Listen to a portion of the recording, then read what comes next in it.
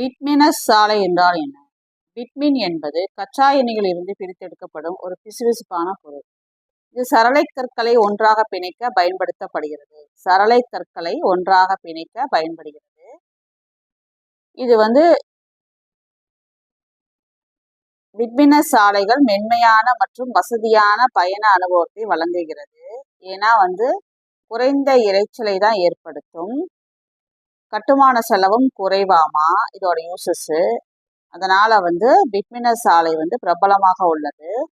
ஆனால் அவற்றின் நீண்ட ஆயுளுக்கு தொடர் பராமரிப்பு அவசியம். ஸோ பிட்மின் என்றும் கச்சா எண்ணெயிலிருந்து பிரித்தெடுக்கப்படும் ஒரு பிசுபிசுப்பான பொருள் தான் இது பிட்மின். அடுத்தது பாருங்க, சிறு தொழில் தகவல்களை அறிய சிப்காட் செயலி அறிமுகப்படுத்தப்பட்டுள்ளது. தொழில் பூங்காக்களின் பராமரிப்பு கட்டணம், தண்ணீர் கட்டணம் உள்ளிட்ட பல்வேறு சேவை கட்டணங்களை இதன் மூலம் அறிந்து கொள்ளலாம். இதுல பணமும் கட்டலாம். ஸோ சிறு தொழில் தகவல்களை அறிய சிப்காட் செயலி அறிமுகம். அடுத்து, கடந்த ஆண்டு டிசம்பர் மாதத்தில் இந்தியாவின் எரிபொருள் பயன்பாடு 2.17 கோடி டன்னாக உயர்ந்து புதிய உச்சத்தை எட்டியுள்ளதாக மத்திய எண்ணெய் அமைச்சரகத்தின் தரவுகளில் தெரிவிக்கப்பட்டுள்ளது. இது கடந்த 2024 டிசம்பருடன் ஒப்பிடும்போது 5.30% அதிகமாகும்.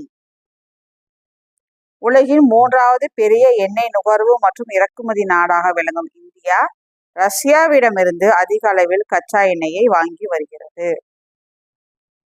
யூத் ஒருநாள் அரங்கில் கேப்டனாக களமிறங்கி 15 வயதுக்குள் சதமடித்த முதல் வீரர் ஆனார் வைபவ். 14 ஆண்டு 286 நாள். இந்திய 19 வயதுக்குட்பட்ட அணிக்காக லிஸ்ட் ஏ அரங்கில் சதம் அடித்த முதல் அதிகாரப்பூர்வ கேப்டன் வைபவ்.